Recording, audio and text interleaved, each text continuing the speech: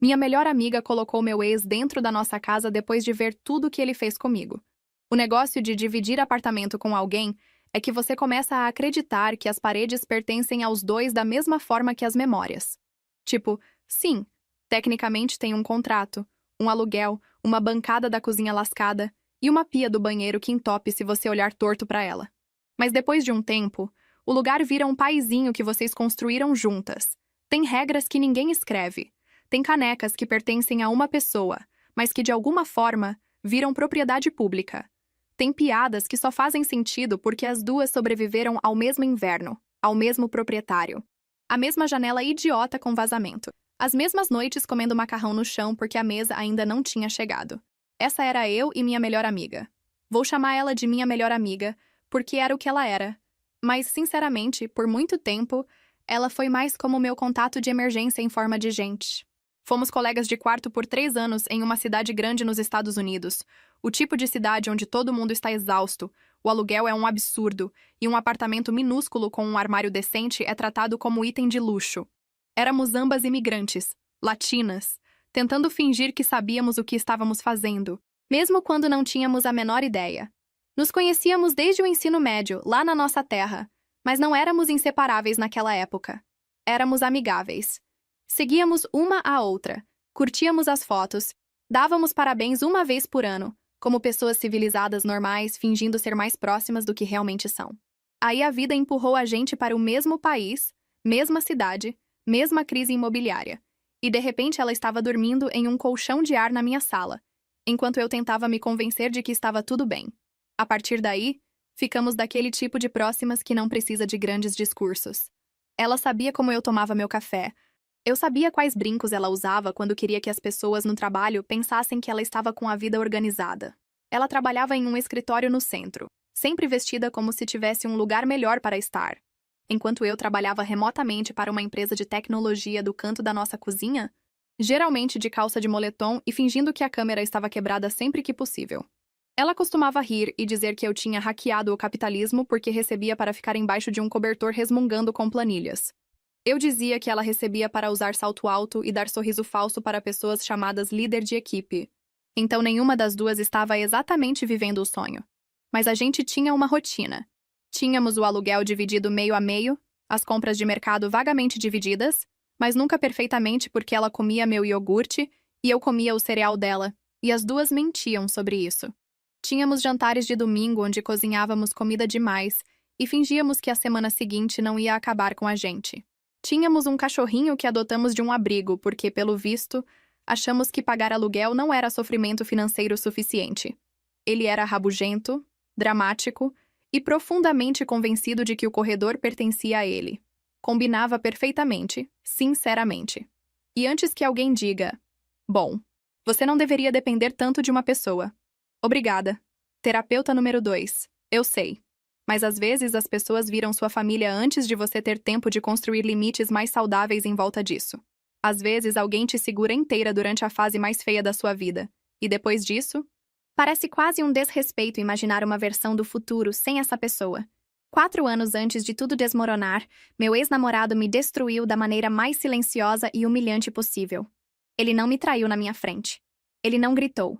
Ele não me deu um término dramático onde eu pudesse, pelo menos, odiar ele claramente. Ele simplesmente desapareceu. Depois de 5 anos juntos, ele me bloqueou em tudo. Parou de atender ligações, parou de responder mensagens e sumiu da minha vida como se eu tivesse sido algum erro que ele precisava apagar do celular dele. 5 anos. Não 5 encontros. Não 5 meses esquisitos onde você ainda está fingindo que não se importa. 5 anos de feriados, apresentações para a família, planos compartilhados, conversas sobre procurar apartamento, piadas tarde da noite sobre quando tivermos filhos, que agora me fazem querer arrancar minha própria pele de vergonha. E então, um dia, nada. Nenhuma explicação. Nenhuma briga. Nenhum preciso de espaço. Nada. No começo, achei que algo tivesse acontecido. Liguei para os parentes dele. Mandei mensagem para os amigos. Chequei os lugares onde ele costumava ir. Eu passava mal de pânico, porque a alternativa era cruel demais para aceitar. O primo dele finalmente me mandou uma mensagem que dizia: ele está bem. Ele só precisa de tempo. Essa frase morou de graça na minha cabeça por meses. Ele estava bem. Ele só precisa de tempo. Enquanto isso, eu estava sentada no chão do meu banheiro às 3 da manhã, tremendo tanto que não conseguia beber água sem derramar em mim mesma. Minha melhor amiga foi quem me encontrou depois que eu não respondi a ela por quase uma semana. Ela usou a chave reserva que eu tinha dado e entrou no meu antigo apartamento com uma sacola de sopa, um pacote de soro e aquela cara que as pessoas fazem quando estão tentando não parecer assustadas. Eu não tinha tomado banho. Tinha perdido peso. Meus lençóis cheiravam a tristeza e ar parado. Lembro dela parada na porta do meu quarto e sussurrando meu nome como se estivesse com medo de que eu fosse desaparecer se ela falasse alto demais. Ela não me deu sermão. Não disse que ele não valia a pena. Não fez aquela coisa irritante que as pessoas fazem de tentar te apressar a se sentir empoderada porque a sua dor deixa elas desconfortáveis. Ela limpou minha cozinha. Me fez comer algumas colheradas de sopa. Ligou para um terapeuta para mim porque eu ficava dizendo que faria isso amanhã. E o amanhã virava mais um dia olhando para o teto. Ela sentou do meu lado durante a primeira consulta porque eu não conseguia dizer as palavras em voz alta sem soluçar. Ela segurou minha mão quando admiti que não queria mais existir daquele jeito. Essa é a parte que faz essa história ser tão difícil de contar sem parecer idiota. Ela sabia. Ela viu o que ele fez comigo.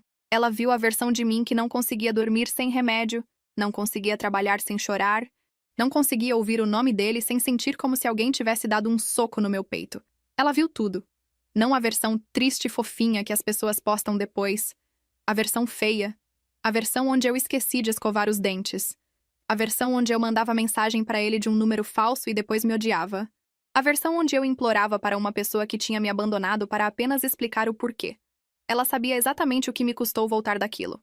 E por anos, ela agiu como se odiasse ele quase tanto quanto eu. Quando nos mudamos juntas, pareceu um recomeço. Não um perfeito. Por favor. Estávamos sem dinheiro. Cansadas e constantemente a uma conta surpresa de distância de gritar no travesseiro. Mas era nosso. Aos poucos, comecei a me tornar uma pessoa de novo. Fazia caminhadas de manhã. Cozinhava em vez de pedir qualquer coisa que me deixasse anestesiada. Parei de checar conversas antigas. Parei de esperar por um pedido de desculpas. Esse foi o maior passo. As pessoas falam de seguir em frente como se fosse essa coisa linda e corajosa. Mas às vezes seguir em frente é apenas ficar entediada com a própria ferida. Um dia percebi que tinha passado quase uma tarde inteira sem pensar nele, e chorei. Não porque sentia falta dele, mas porque pensei: meu Deus, eu ainda estou aqui dentro em algum lugar. Então, sim, eu confiava nela. Totalmente. Talvez totalmente demais. Posso admitir isso agora, mesmo que me faça parecer uma mulher que não aprendeu nada tendo sido abandonada uma vez já. Eu achava que lealdade significava história compartilhada. Achava que, se alguém tivesse testemunhado sua pior dor, nunca ajudaria a pessoa que causou essa dor a entrar de novo na sua vida com uma cara triste e uma humildade fingida. Fofo, né? Eu era uma gracinha. A primeira rachadura veio em uma manhã de terça-feira em uma cafeteria perto do nosso apartamento. Eu costumava trabalhar lá 2 vezes por semana porque ficar em casa o tempo todo me fazia sentir como se eu fosse um móvel. O café era caro, as cadeiras eram desconfortáveis e a música estava sempre um pouco alta demais. Mas ninguém me incomodava e a mesa do canto tinha tomada. Naquela manhã, eu estava no meio das respostas de e-mails. Cabelo preso num grampo, usando um suéter com uma mancha na manga que eu tinha me convencido de que era invisível. Não era invisível. Eu só tinha prazos. Olhei para cima porque alguém disse meu nome. E lá estava ele. Meu ex. Vivo. Inteiro. Parado na minha frente com um sorrisinho nervoso, como se tivesse encontrado uma antiga professora no mercado. E não a mulher que ele empurrou emocionalmente de um penhasco e deixou lá. Meu corpo reagiu antes do meu cérebro. Minhas mãos ficaram geladas. Meu estômago caiu. O ambiente ficou com aquela sensação estranha de estar longe, como se o som tivesse sido embrulhado em algodão. Ele disse meu nome de novo, mais baixo dessa vez, e perguntou se poderíamos conversar por 1 minuto. Eu gostaria de dizer que joguei minha bebida nele. Gostaria de dizer que levantei, dei um discurso perfeito e saí com minha dignidade voando atrás de mim como uma capa. Spoiler. Eu não fiz isso. Fiquei ali sentada como uma idiota congelada com meu laptop aberto. Minha boca seca e meu cérebro gritando: de jeito nenhum, de jeito nenhum, de jeito nenhum. Ele sentou na minha frente sem esperar por uma resposta de verdade. Isso me irritou depois. No momento, eu estava em choque demais para processar. Ele parecia mais velho, mas não acabado, o que pareceu injusto. Tinha deixado o cabelo crescer um pouco. O rosto estava mais fino, E ele tinha a expressão de um homem que treinou parecer arrependido na frente do espelho. Eu sei que sou a última pessoa que você quer ver, ele disse. Era verdade. Bem preciso. 10 pontos pela autoconsciência. Ele me disse que estava em uma fase ruim naquela época. Disse que entrou em pânico com o compromisso, com a família, com o dinheiro, com quem ele estava se tornando. Disse que fez terapia. Disse que passou anos se arrependendo de como foi embora. Disse que sabia que não tinha desculpa. Ele disse todas as coisas certas, na ordem certa, como um pedido de desculpas de serviço de atendimento ao cliente escrito por um terapeuta. Eu mal falei. Balancei a cabeça algumas vezes porque meu corpo ainda estava tentando ser educado, enquanto minha alma estava roendo a parede. Quando ele perguntou se havia alguma chance de talvez reconstruirmos uma amizade, sem pressão, só paz, eu disse: não. Não gritei. Não foi dramático. Só um não. O rosto dele deu uma tremida, mas ele se recuperou rápido. Eu entendo. Que bom, eu disse. E então, porque pelo visto meu instinto de sobrevivência usa a educação como disfarce, adicionei: espero que você esteja melhor, mas não quero contato. Ele balançou a cabeça de novo. Aí, logo antes de sair, ele mencionou que tinha perdido o emprego recentemente e não tinha um lugar fixo para ficar. Ele disse isso casualmente, como se tivesse escapado, mas caiu na mesa entre nós como uma isca. Lembro de ficar olhando para ele pensando: não ouse me fazer sentir responsável por você. Eu disse: sinto muito por ouvir isso. E foi isso. Guardei meu laptop tão rápido que esqueci meu carregador e tive que voltar lá dentro como uma palhaça completa enquanto ele ainda estava perto da porta. Tivemos que fazer aquele sorrisinho sem graça. Foi horrível. Se humilhação queimasse caloria, eu teria saído daquela cafeteria na melhor forma da minha vida. Naquela noite, contei tudo para minha melhor amiga enquanto ela picava cebolas para o jantar. Eu esperava fúria. Esperava que ela segurasse a faca com mais força e dissesse algo como: se ele chegar perto de você de novo, eu resolvo. Não literalmente, óbvio. Não somos tão dramáticas assim. Mas emocionalmente, sim. Esperava que ela estivesse do meu lado antes mesmo de eu terminar a frase. No começo, ela estava. Os olhos dela ficaram arregalados. Ela largou a faca. Perguntou se eu estava bem, se eu queria trocar de cafeteria, se ele tinha me seguido, se tinha pedido dinheiro. Chamou ele de manipulador por mencionar a situação de moradia. Disse: esse homem não tem o direito de sair do chão e vir pedir caridade emocional. Eu cheguei a rir porque parecia exatamente ela. Por uns 2 dias, me senti segura nisso. Abalada, sim, mas segura. Aí ele começou a aparecer nos lugares. Não todo dia. Isso seria óbvio demais. Mas o suficiente. Na cafeteria de novo. No mercado perto do nosso prédio. No parque onde eu passeava com o cachorro. Ele nunca fazia nada demais. Ele acenava, dizia: oi, não quis te incomodar. Perguntava como o cachorro estava, como se tivesse qualquer direito de saber o nome de uma criatura que adotamos depois que ele foi embora. Estava sempre calmo, sempre respeitoso por fora. Essa era a parte enlouquecedora. Se eu descrevesse para alguém, eu parecia paranoica. Ele estava no mercado de novo? Minha melhor amiga perguntou uma noite. Sim. Talvez ele more por aqui agora. Ele disse que não tinha lugar. Pois é, digo. Talvez esteja ficando por perto. Fiquei olhando para ela. Ela desviou o olhar e mexeu no chá dela, mesmo que não tivesse mais nada para mexer. Alguns dias depois, ela me contou que ele tinha mandado mensagem para ela em um aplicativo. Quase deixei minha caneca cair. Ele o quê? Ele entrou em contato. Ela disse com cuidado. Disse que não queria te incomodar, mas queria perguntar sobre abrigos e recursos da comunidade. E você respondeu? Ela fez aquela cara que as pessoas fazem quando querem crédito por serem bondosas. Ele parecia desesperado. Eu disse: ele não é sua responsabilidade. Eu sei. Não, eu preciso que você saiba disso de verdade. Ela suspirou. Eu dei uma lista de lugares para ele. Só isso. Não foi só isso. Claro que não foi. Não estou nem dizendo que ela planejou que virasse o que virou. Mas é assim que as pessoas ultrapassam seus limites às vezes. Não com uma risada de vilão. Apenas uma exceção razoável por vez. Na semana seguinte, durante o café da manhã, ela disse algo tão bizarro que achei que fosse piada. E se ele ficasse aqui por um tempinho? Olhei para ela por cima do meu café. O quê? Não no seu quarto, nem nada. Óbvio. Digo no quarto extra. Temporariamente. O quarto extra não era uma suíte mágica de hóspedes. Era um quartinho que usávamos para guardar tralha, secar roupa e fingir que íamos começar a fazer exercício porque meu tapete de yoga velho morava lá intocado. Ainda assim, o fato de ela ter sequer imaginado ele dentro do nosso apartamento me deu arrepios. Não, eu disse. Ela levantou as 2 mãos. Tá bom. Só estava pensando alto. Não pense isso alto de novo. O rosto dela fechou. Você não precisa falar comigo como se eu fosse burra. Não estou. Estou falando com você como se você tivesse acabado de sugerir trazer o homem que me abandonou para dentro da nossa casa. Ela pediu desculpas. Tipo isso. Disse que não tinha intenção de me magoar, que só estava pensando em compaixão humana básica, que ninguém merecia dormir na rua. Eu disse que tinha abrigos, instituições de caridade, outros amigos, parentes, literalmente qualquer outra pessoa no mundo.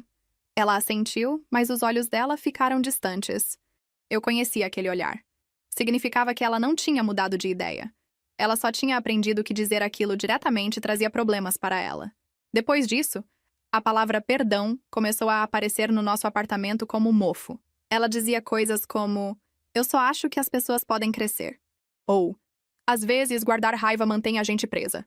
Ou, você não precisa deixar ele voltar para a sua vida, mas talvez a paz te ajudasse. Eu odiava aquilo. Odiava a voz mansa. Odiava o jeito que ela transformava meus limites em uma fraqueza espiritual. Odiava que ela falasse como alguém que assistiu a um vídeo motivacional e decidiu que meu trauma era um trabalho em grupo. Uma noite eu explodi. Perdão não é contrato de aluguel. Ela piscou. O que isso quer dizer? Quer dizer que eu posso perdoar alguém de bem longe enquanto ele não toma banho no meu banheiro. Ela revirou os olhos e aquela foi a primeira vez que senti o chão balançar entre a gente. Não pelo revirar de olhos em si. Éramos amigas. Revirávamos os olhos uma para a outra o tempo todo. Mas esse tinha desprezo. Pequeno, rápido, mas estava lá. Como se eu tivesse virado um obstáculo em vez de uma pessoa.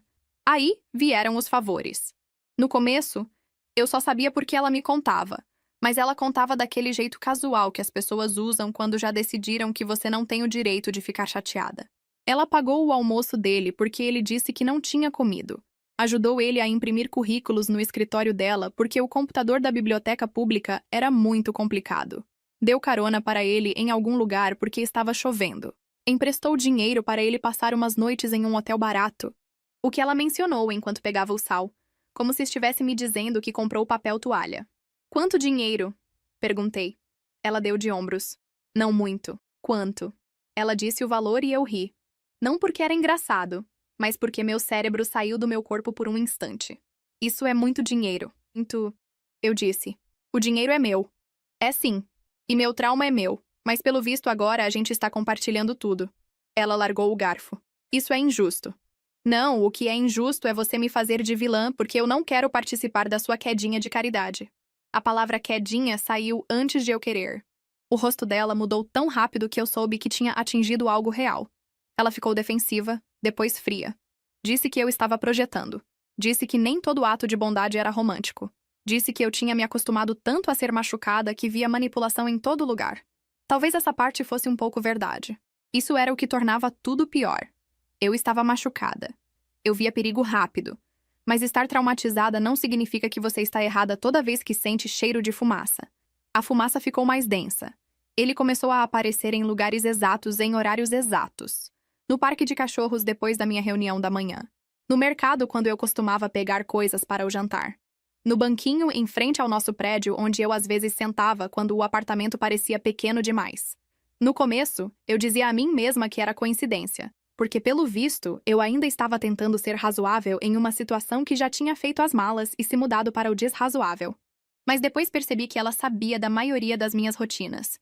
Ela sabia qual cafeteria eu usava às terças, quando eu passeava com o cachorro e onde eu geralmente parava para fazer compras. Ele sempre tinha um motivo. Estava procurando emprego por perto. Ia encontrar alguém. Estava só de passagem. Ele sempre sorria como se eu estivesse sendo boba por notar. Uma tarde, desci com o cachorro e encontrei ele conversando com o porteiro do nosso prédio. Minha melhor amiga tinha colocado ele como visitante autorizado. Eu nem sabia que ela podia fazer isso sem mim. Pelo visto, podia. Ótimo sistema. Muito legal.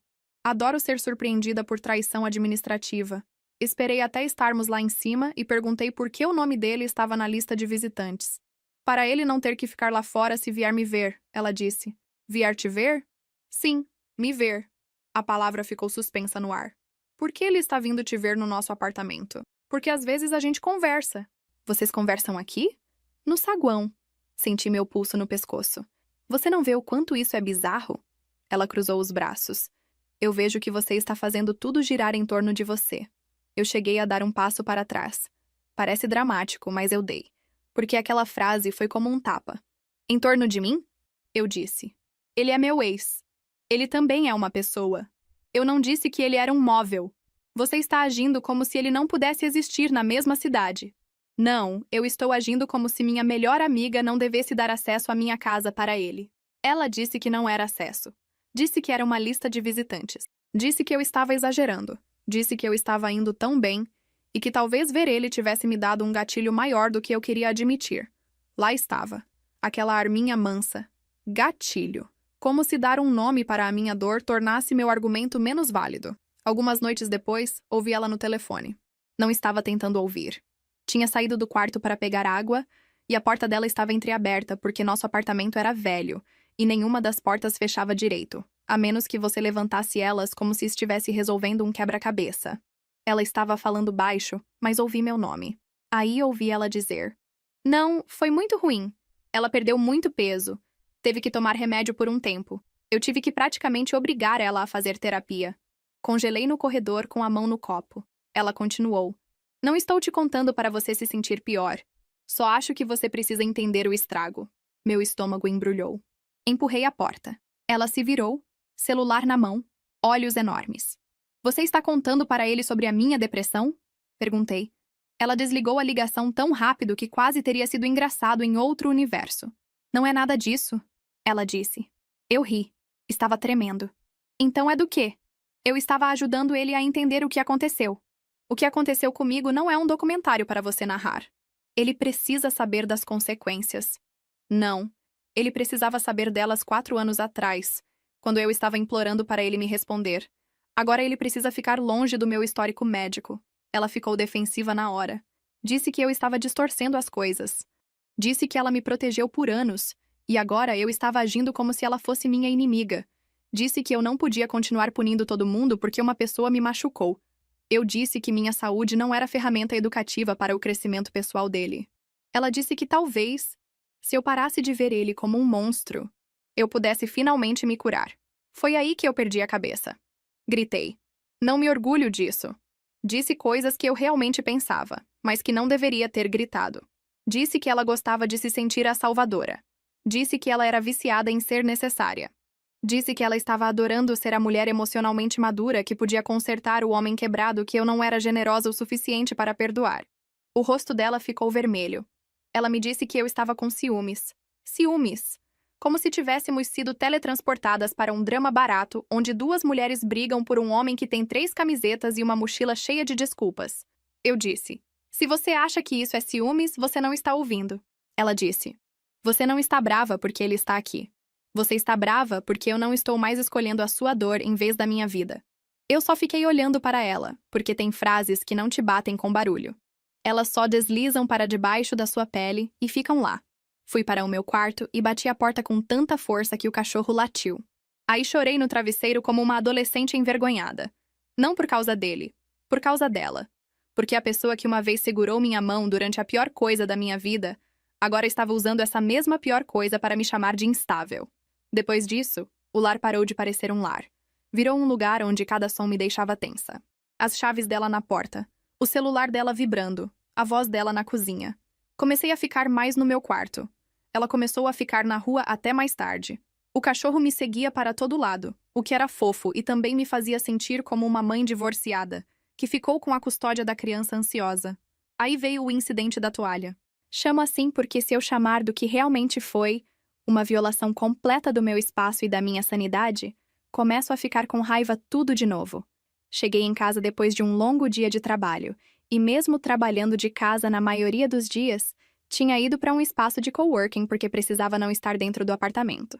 Estava carregando minha mochila de laptop, uma embalagem de comida para a viagem e aquele tipo de dor de cabeça que faz você odiar a luz. Abri a porta e ouvi o chuveiro ligado. Beleza. Normal. Pessoas tomam banho. Aí a porta do banheiro abriu e meu ex saiu usando nada além de uma toalha. A minha toalha. Minha toalha azul com a borda desfiada que eu tinha desde antes do apartamento, antes do cachorro, antes de qualquer que fosse essa nova palhaçada. Por um segundo, nós dois só ficamos nos encarando. Ele parecia sem graça, mas não o suficiente. Essa é uma distinção importante. Ele abriu a boca e disse: Desculpa. Ela disse que não tinha problema. Ela apareceu atrás dele, vindo da cozinha, secando as mãos em um pano de prato como se aquilo fosse um jantar e alguém tivesse esquecido de trazer o gelo. O que ele está fazendo aqui? Perguntei. Ele precisava de um banho, ela disse. Olhei para ele. Olhei para ela. Olhei para a minha toalha. Meu cérebro focou na toalha porque às vezes a raiva precisa de um objeto. Ele está usando a minha toalha. Ela franziu a testa. Eu não sabia que era sua. Fica pendurada no meu gancho. Nós todos usamos o banheiro. Isso não transforma a minha toalha em um recurso da comunidade. Ele disse: Eu posso ir embora. Bem mansinho, bem humilde, bem coitadinho. E antes que eu pudesse responder, ela se virou para ele e disse: Você não precisa ir. Ela está chateada, mas a culpa não é sua. Eu juro que algo em mim quebrou no meio. A culpa não é dele? Eu disse. Ele está parado no meu corredor seminu usando a minha toalha. Ele me perguntou, ela disse. E você deveria ter dito não. Ele passou o dia todo andando por aí tentando achar trabalho. Está calor. Ele precisava se limpar antes de uma entrevista. Então ele que use o chuveiro de uma academia, um abrigo, um banheiro público, literalmente qualquer lugar que não seja o meu apartamento. Nosso apartamento, ela disse.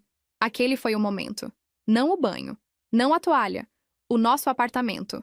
O jeito que ela disse isso como se propriedade significasse que ela podia convidar meu trauma para entrar e que eu deveria dividir as contas emocionais. Ele ficou lá olhando para baixo, deixando ela lutar. Esse era o talento dele. Ele nunca precisava aumentar o tom de voz. Ele só criava a situação e assistia ela defender. Homens passivos assim são perigosos de um jeito muito chato. Eles não parecem vilões. Parecem cansados. Parecem arrependidos. Parecem que odeiam drama, enquanto de algum jeito o drama cresce em volta deles como mato. Mandei ele se vestir e ir embora. Ela disse para ele terminar de se arrumar. Eu disse que se ele não saísse, eu ligaria para o dono do apartamento. Ela riu na minha cara e disse: O que você vai dizer? Que meu convidado tomou banho? Eu disse: Sim. Ela balançou a cabeça. Você está fazendo o papel de louca. Lá estava de novo. Louca. Histérica. Gatilho. Ciumenta. Todas as palavrinhas que as pessoas usam quando querem que a sua reação importe mais do que o que causou ela. Ele acabou indo embora. Não porque ela pediu, porque eu fiquei parada na porta com o celular na mão e disse que não ia mais discutir.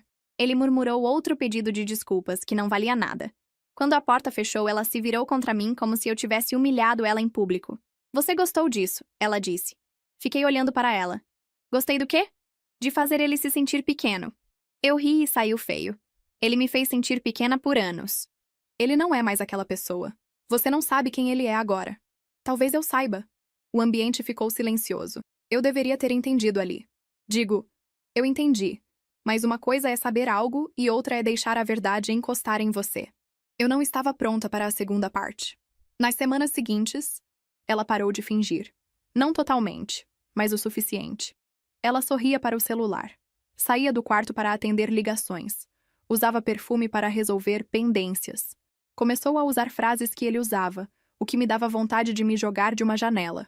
Não de uma janela alta, só o suficiente para incomodar todo mundo. Perguntei uma vez: Você está saindo com ele? Ela pareceu genuinamente ofendida. Eu não te devo cada detalhe da minha vida. Isso é um sim em língua de covarde. Ela bateu a porta de um armário. Você é impossível. Talvez eu fosse. Fiquei ríspida. Checava as postagens públicas dela. Notava quando ela chegava tarde e me odiava por notar. Eu não estava com ciúmes, mas estava obcecada de um jeito diferente. Obcecada em provar que eu não estava imaginando coisas. Obcecada em flagrar o exato momento em que minha melhor amiga se tornou alguém que conseguia me olhar nos olhos e mentir. Nossos amigos em comum começaram a agir estranho também. Uma delas me perguntou se eu estava lidando bem com tudo. Eu perguntei: O que é tudo? Ela ficou sem graça e disse que tinha ouvido falar que as coisas estavam tensas. Outra amiga convidou as duas para jantar e depois mandou mensagem para mim separado. Não quero drama, mas tem problema se ele for? Ele. Fiquei olhando para a mensagem por tanto tempo que a tela escureceu. Foi aí que percebi que a história tinha saído do nosso apartamento. Ela estava falando. Talvez não em um grande anúncio, mas em pedacinhos, colocados com cuidado. Que eu estava sofrendo, que eu era possessiva, que eu ainda estava apegada emocionalmente. Que eu estava desconfortável com ela ajudando ele porque eu não tinha superado. Ela nunca dizia: eu traí minha melhor amiga construindo um relacionamento com o ex dela que a abandonou. Engraçado como isso não entrou no resumo. Quando confrontei ela, ela não negou que estava falando. Disse que também precisava de apoio. Apoio para quê? Perguntei. Para violar meus limites? Para morar com alguém que me faz sentir uma criminosa por me importar com outro ser humano. Eu cheguei a bater uma palma. Não me orgulho. Bem dramático. Uau! Essa foi boa. Treinou com ele? Os olhos dela encheram de lágrimas. Por um segundo, quase amoleci. Esse era o problema de amar alguém. Mesmo quando estão te machucando, seu corpo lembra de querer consolar. Aí ela disse: ele não é seu dono. E qualquer vestígio de doçura que eu tinha morreu na hora. Eu não quero ser dona dele, eu disse. Eu quero ele fora da minha vida. Mas e se ele estiver na minha? A frase saiu baixa. Não foi brava, nem defensiva. Só estava ali. Meu peito apertou. Ele está? Ela sentou na mesa da cozinha. Esfregou a testa. Parecia exausta, o que me irritou porque eu era a pessoa sendo assaltada emocionalmente na própria casa. Finalmente, ela disse que eles tinham sentimentos um pelo outro. Sentimentos. Odiava essa palavra. Parecia tão inocente, como se sentimentos simplesmente flutuassem por uma janela e caíssem neles. Como se ela não tivesse alimentado, protegido, escondido, regado eles com a minha dor particular. Há quanto tempo? Perguntei. Ela não respondeu. Há quanto tempo? 3 semanas. Ela disse. 3 semanas. Ou seja, durante o incidente da toalha. Durante as ligações tarde da noite. Enquanto eu perguntava se ela estava saindo com ele e ela agia como se estivesse ofendida. Ou seja, ela me assistiu desmoronar. E ainda assim decidiu que o novo romance dela merecia mais proteção do que a nossa amizade. Senti náusea. De verdade. Tive que sentar porque minhas pernas ficaram estranhas. Ela começou a falar rápido. Disse que não foi planejado. Disse que ele entendia ela de um jeito que ninguém mais tinha entendido ultimamente. Disse que depois do término dela, ela tinha se sentido sozinha, invisível, como se todo mundo esperasse que ela fosse a forte. Disse que ele ouvia, perguntava sobre ela, fazia ela se sentir vista. Eu queria gritar porque era exatamente assim que ele funcionava. Ele ouvia intensamente no começo, fazia você se sentir escolhida. Dizia que a sua dor era especial. Aí um dia, quando estar presente ficava inconveniente, ele sumia e deixava você tentando sobreviver ao silêncio. Disse isso. Não foi com calma. Ela balançou a cabeça. Você está projetando a sua experiência na minha. Ele desapareceu da minha vida depois de 5 anos. E ele se arrepende. Ah, que ótimo. Arrependimento paga aluguel agora? Ela levantou. Você não aceita que ele possa amar outra pessoa. Eu ri porque, se não risse, ia quebrar alguma coisa. Por favor, se ele amasse uma mulher do outro lado do país, com o próprio apartamento e sem conexão comigo, eu mandaria uma vela de pêsames para ela e seguiria minha vida. Você está com ciúmes. Eu fui traída. Você está com ciúmes. Eu fui traída. Repetimos isso como idiotas até o cachorro começar a latir. E, sinceramente, ele era o único adulto maduro na sala. Aí ela disse: ele vai se mudar para cá. Por um segundo, achei que tinha ouvido errado. Meu cérebro rejeitou a frase como leite estragado. Não, eu disse. Ele não pode continuar pagando o hotel. Não, eu pago metade do aluguel. Não, você não manda na minha vida. E você não vai trazer meu ex-namorado para morar na minha casa. Ela tentou consertar a frase na hora, como se eu fosse a dramática por entender o idioma. Segundo ela, não era se mudar. Era só ele ficar por alguns dias no quarto extra. 2 malas não contavam. Dormir lá não contava. Usar nosso chuveiro não contava. Pelo visto, se você mentir para si mesma com confiança suficiente, móveis também viram temporários. Disse que o quarto extra não estava sendo usado. Eu disse que estava sendo usado pela minha sanidade. Ela disse que eu estava sendo cruel. Eu disse que ela estava em delírio. Ela disse que ele só ficaria até se estabilizar. Eu disse que homens como ele estavam se estabilizando, desde a invenção do sofá. Ela ficou em silêncio. Aí disse bem fria: talvez ele tenha ido embora porque você fala assim com as pessoas. Senti aquela frase fisicamente, como algo afiado debaixo das minhas costelas. Sussurrei. Sai do meu quarto. Estamos na cozinha. Então eu saio. Peguei o cachorro, minhas chaves e minha carteira e saí sem casaco, mesmo estando frio o suficiente lá fora para fazer meus dentes doerem. Sentei no carro na garagem e chorei tanto que fiz aqueles barulhos de soluço vergonhosos. Queria ligar para alguém, mas todos os nossos amigos eram compartilhados. Essa é a parte solitária que ninguém te avisa quando a sua família escolhida quebra. O sistema de apoio tem problemas de custódia. No dia seguinte, cheguei em casa e encontrei ele no quarto extra com 2 malas. Não teoricamente se mudando, nem discutindo. Lá, sentado no chão, dobrando camisas em um cesto de plástico, enquanto ela fazia o jantar na cozinha com a energia calma de uma mulher me desafiando a reagir. Por um lindo segundo, fiquei completamente muda. Um silêncio assustador. Coloquei minha bolsa no chão. Coloquei o cachorro atrás de mim porque ele já estava rosnando, baixo e sério. Aí caminhei até o quarto extra. Fora daqui, eu disse. Ele levantou até a metade. Eu não quero causar problemas. Então vai embora. Minha melhor amiga apareceu atrás de mim. Não fala com ele desse jeito. Eu me virei. Ele está no meu apartamento. Nosso apartamento. Ele não está no contrato. Ele é meu convidado. Convidados não desfazem malas em cestos. Ela se colocou no vão da porta, me impedindo de dar mais um passo para dentro do quarto. Aquela imagem ainda me embrulha o estômago. Minha melhor amiga fisicamente entre mim e o homem que me quebrou, mas não para me proteger. Para proteger ele de mim. Ela disse, você está agindo como uma louca. Eu disse, sai da frente. Não. O cachorro latiu. Ele disse atrás dela, talvez eu deva ir por hoje à noite. Ela se virou para ele. Voz mansa ativada. Não. Você não vai embora porque ela está tendo um chilique. Um chilique. Eu era uma mulher adulta pagando aluguel, assistindo meu ex se mudar para minha casa contra a minha vontade. E ela chamou de chilique. Peguei o celular e liguei para o dono do apartamento. Minhas mãos tremiam tanto que quase deixei cair. O proprietário não atendeu, então deixei um recado. Aí mandei um e-mail. Depois outra mensagem pelo portal do inquilino, porque pelo visto a raiva me transforma em uma assistente administrativa. Minha melhor amiga riu, mas parecia nervosa. Você vai mesmo me denunciar? Vou. Por causa de um convidado? Por causa de um morador não autorizado. Ela disse que eu estava usando o proprietário como arma.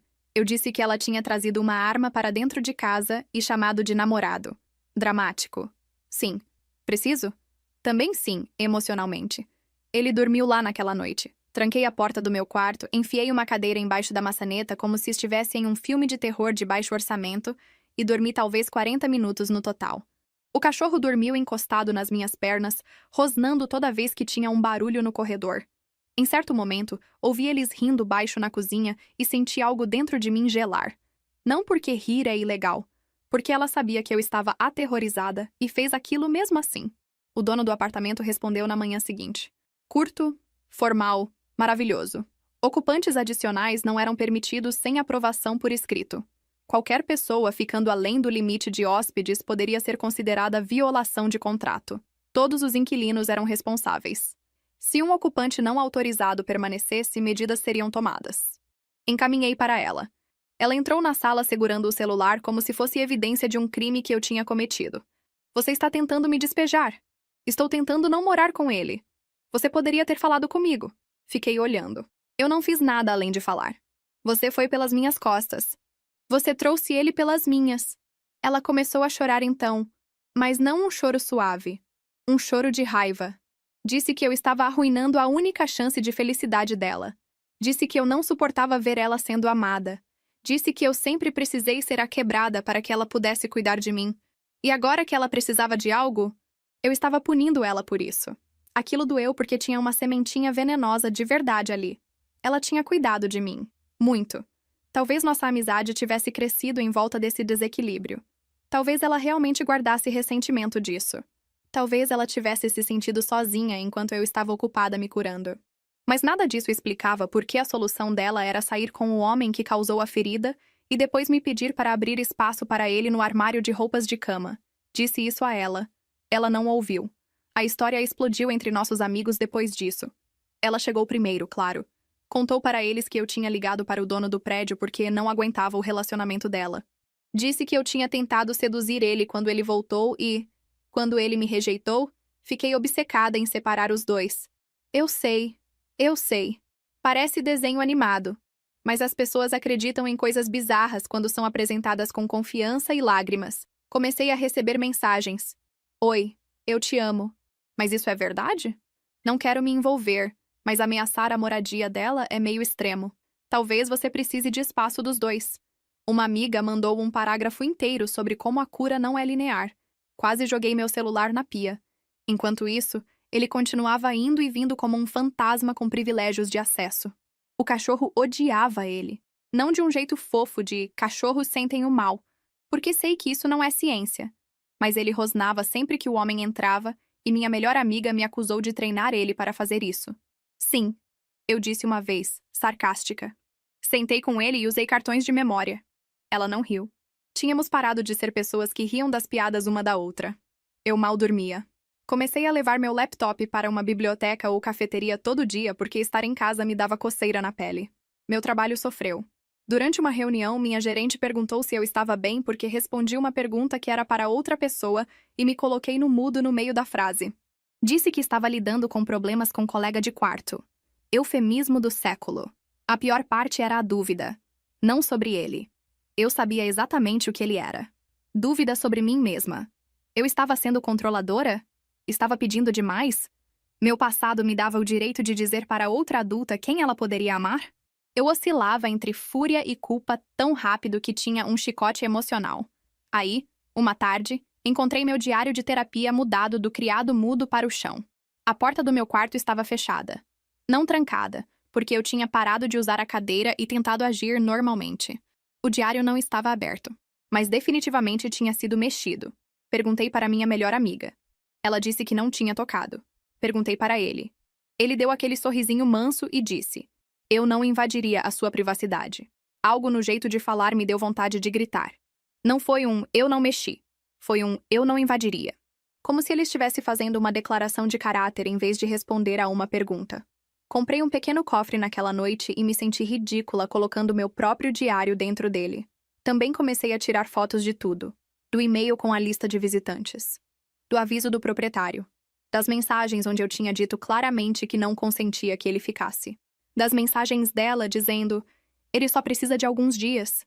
Depois, você está sendo cruel. Depois, eu também pago aluguel. Eu não sabia para que ia precisar daquilo. Só sabia que estava cansada de viver em um nevoeiro, onde ela podia dizer para todo mundo que eu era irracional, e eu não tinha nada além da minha cara de exausta para provar o contrário. Na manhã seguinte, escrevi uma mensagem longa no grupo de amigos. Não escrevi chorando, o que considero um crescimento pessoal. Escrevi como se estivesse preparando um cronograma chato para um gerente que não quer adjetivos. Data em que ela sugeriu que ele ficasse. Data em que eu disse não. Data em que ela adicionou ele como visitante. Data em que ele tomou banho no nosso apartamento. Data em que ela admitiu o relacionamento. Data em que ele levou as malas para o quarto extra. O aviso do dono do apartamento. Prints de tela. Não xinguei ela. Isso exigiu força, porque eu tinha nomes guardados. Um cardápio inteiro. Terminei com: ela pode sair com quem ela quiser. Não estou tentando controlar o relacionamento dela. Estou me recusando a morar com a pessoa que me abandonou e causou uma crise de saúde mental que ela presenciou pessoalmente. São coisas diferentes. Aí enviei e imediatamente tive vontade de vomitar. O grupo ficou em silêncio por quase 1 hora. Aí as mensagens começaram a chegar no privado. Algumas pedindo desculpas. Algumas dizendo que não sabiam.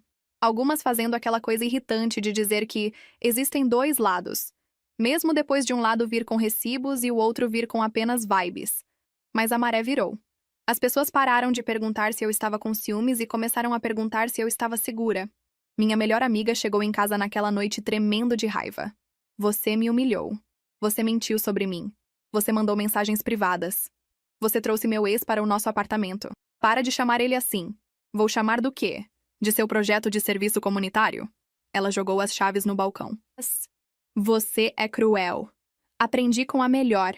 Essa foi baixa. Eu sei. Eu estava cansada.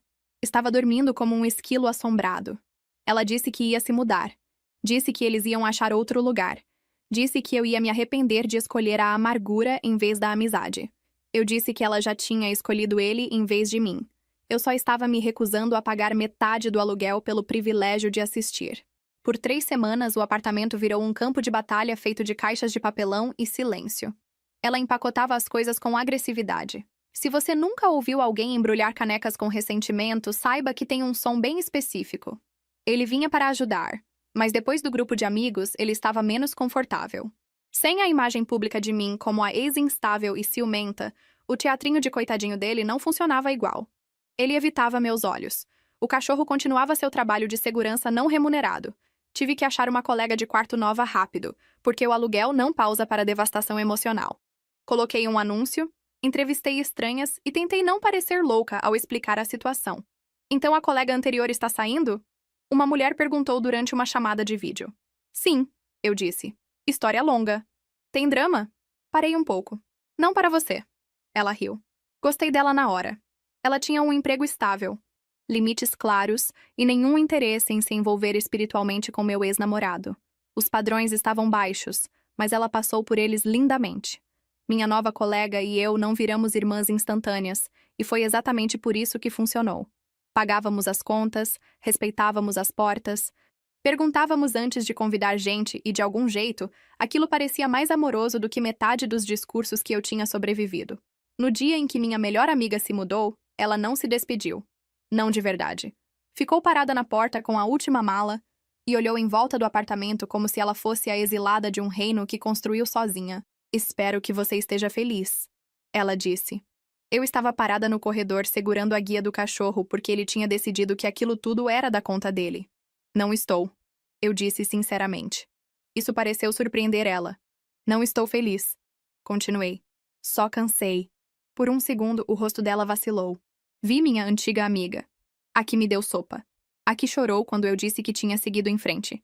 A que sabia exatamente o quanto aquilo doía. Aí a máscara voltou. Ele estava certo sobre você, ela disse. Assenti como se ela tivesse me dito a previsão do tempo. Então vai lá ficar com ele. Ela foi embora. Fechei a porta. O apartamento estava meio vazio, com um eco esquisito e cheirando a papelão e poeira velha. Sentei no chão com o cachorro e chorei até meu rosto doer. Não foi um choro bonito. Não foram lágrimas silenciosas. Foi um luto feio e completo. Porque perder uma amiga assim é um término para o qual as pessoas não trazem comida de consolo. Ninguém sabe o que dizer. Agem como se, pelo fato de não ter sido romântico, devesse ser mais fácil. Não é. Às vezes é pior, porque você não espera que o seu lugar seguro vire o incêndio. Voltei para a terapia. Minha terapeuta fez aquela coisa de não parecer surpresa, mas também não parecer julgadora, o que me deu vontade de abraçar ela e, ao mesmo tempo, mandar a fatura pelo dano emocional. Falamos sobre trauma de traição. Falamos sobre família escolhida.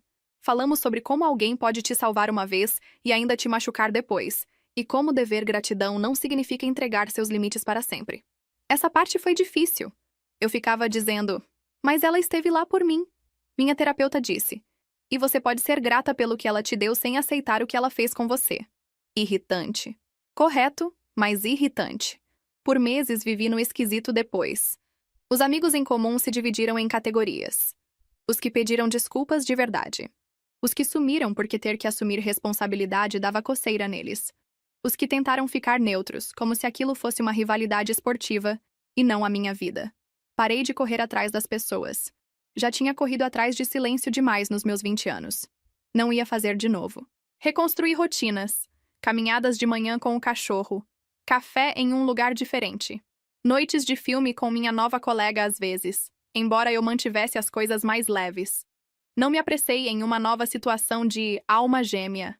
Tinha aprendido que aluguel dividido e trauma compartilhado podem fazer algo parecer permanente mesmo quando não é.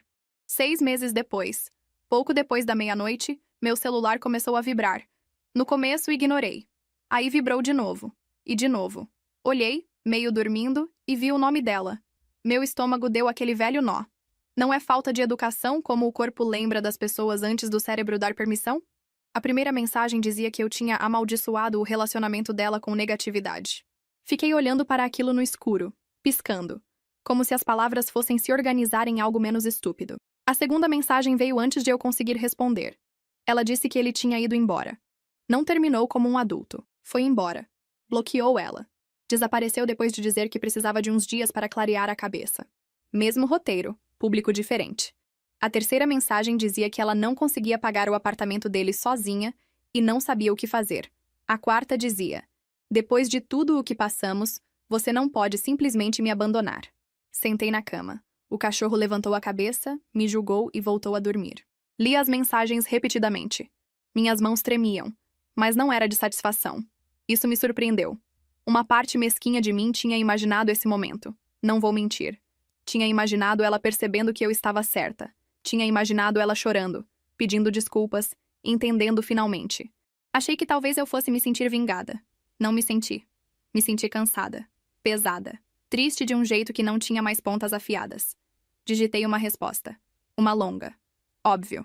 Sou eu, né? Escrevi que sentia muito que ele tivesse machucado ela. Escrevi que sabia exatamente como era confuso e humilhante aquele tipo de abandono. Escrevi que eu tinha avisado não porque eu queria ele, mas porque conhecia o padrão. Escrevi que ela tinha pegado minha história mais vulnerável e entregado para ele. Escrevi que ela tinha me chamado de louca na minha própria casa. Escrevi que ela tinha mentido para nossos amigos, levado ele para morar lá e agora esperava que eu virasse a rede de segurança dela quando ele fez o que sempre faz. Aí escrevi: eu te amava como se fosse da família e você usou esse amor como moeda de troca. Fiquei olhando para aquela frase por muito tempo. Aí apaguei tudo. Não porque ela não merecesse ouvir. Talvez merecesse. Não porque eu perdoei ela de um jeito iluminado e pacífico. Por favor, não sou santa e não uso calça de linho. Apaguei porque percebi que não estava escrevendo para me comunicar. Estava escrevendo para sangrar na frente de alguém que já tinha me mostrado que conseguia passar por cima da poça. Então bloqueei ela. Sem discurso. Sem parágrafo final. Sem desejo que você se cure. Sem se cuida. Só bloquear. E aí chorei de novo. Mais baixo dessa vez. Mais silencioso. Por ela, sim, porque não sou feita de pedra. Por mim também. Pela versão de nós que existia antes de ele entrar em uma cafeteria e achar a rachadura no alicerce. Pelas noites no chão da cozinha. Pelo espumante barato. Pela sopa. Por segurar a mão. Por todo o amor real que, mesmo assim, não salvou a gente da traição. As pessoas perguntam às vezes se eu me arrependo de não ter respondido. Não diretamente, porque a maioria não sabe a história toda, mas daquele jeito geral que as pessoas falam de fechar ciclos, como se fosse um ticket de suporte técnico que você precisa encerrar. Não me arrependo. O fechamento, para mim, não foi fazer ela entender. O fechamento foi finalmente entender que eu não precisava estar disponível só porque alguém estava sofrendo de um jeito familiar. Essa era a armadilha, não era? Ele me machucou, ela me confortou. Ele machucou ela e ela esperava que eu confortasse ela. Círculo completo. Exceto que eu me recusei a ficar parada no mesmo lugar de novo. Ainda sinto falta dela às vezes. Essa é a verdade embaraçosa. Vejo uma caneca ridícula em uma loja e penso que ela teria adorado. Faço arroz demais porque meu corpo ainda cozinha como se fôssemos duas. Ouço uma música que ela costumava tocar enquanto se arrumava para o trabalho e sinto um soco de luto. Sentir falta de alguém não significa que essa pessoa deva voltar. Essa é outra lição irritante que paguei com meu sistema nervoso. Não estou magicamente curada. Ainda fico tensa quando alguém diz que só quer conversar. Ainda odeio encontrar homens que parecem ter pedidos de desculpas ensaiados. Ainda tenho momentos onde me pergunto se me tornei dura demais, suspeita demais, rápida demais para cortar as pessoas. Aí lembro de estar parada no meu corredor enquanto ele usava a minha toalha e ela me chamava de histérica e penso, não. Na verdade, talvez eu não tenha sido dura o suficiente cedo o suficiente. Se existe uma lição, não é nada bonitinho sobre perdão. Não tenho dessas. Perdão é complicado, e, sinceramente, as pessoas usam essa palavra demais quando querem dizer: por favor, torne a sua dor conveniente para todo mundo. Minha lição é menor, mais amarga e mais útil. Alguém pode te amar em um capítulo e te trair em outro. As duas coisas podem ser verdade. O bem não apaga o dano. O dano não faz cada memória boa ser falsa. Só significa que você tem que parar de usar o amor antigo como prova de que o desrespeito novo é aceitável. Então não aceitei ela de volta. Não mandei dinheiro. Não deixei ela dormir no meu sofá. Não virei a pessoa evoluída do jeito que as pessoas geralmente dizem, que na maioria das vezes é só virar a pessoa mais quieta para ninguém ter que se sentir desconfortável. Escolhi a paz, mas não o tipo suave que as pessoas colocam em cartões de presente. Escolhi o tipo de paz onde a porta continua trancada. A lista de visitantes é conferida e a minha toalha é minha. E talvez isso pareça mesquinho. Tudo bem. Depois de tudo, acho que conquistei o direito de ser um pouco mesquinha.